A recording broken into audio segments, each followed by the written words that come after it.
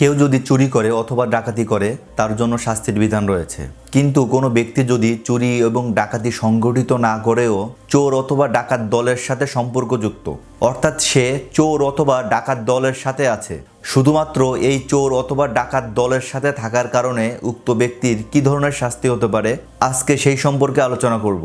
দৈনন্দিন মানুষের জীবনের সাথে সম্পর্কযুক্ত এমন প্রয়োজনীয় আইন সম্পর্কে জানতে আমার চ্যানেলটি সাবস্ক্রাইব অথবা ফলো করে রাখতে পারেন, এবং আপনি কোন আইন সম্পর্কে ভিডিও চান অবশ্যই কমেন্ট করে জানাবেন।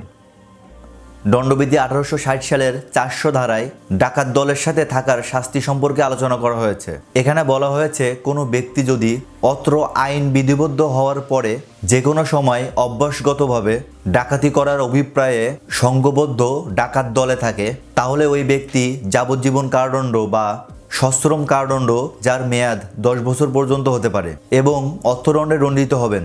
এবং 401 নং ধারায় চোরের দলে থাকার শাস্তি সম্পর্কে আলোচনা করা হয়েছে। এখানে বলা হয়েছে কোনো ব্যক্তি যদি অত্র আইন জারি হওয়ার পরে যে কোনো সময় অভ্যাসগতভাবে চুরি বা দস্যুতার অভিপ্রায় এসে সংঘবদ্ধ ব্যক্তিদের কোনো ভবঘুরে বা অন্য কোনো প্রকার দলে থাকে, যেটা ঠগ অথবা ডাকাত দল ব্যতীত, তাহলে সেই ব্যক্তির শাস্তি হবে সশ্রম কারাদণ্ড, যার মেয়াদ 7 বছর পর্যন্ত হতে পারে, এবং অর্থদণ্ডে দণ্ডিত হবে।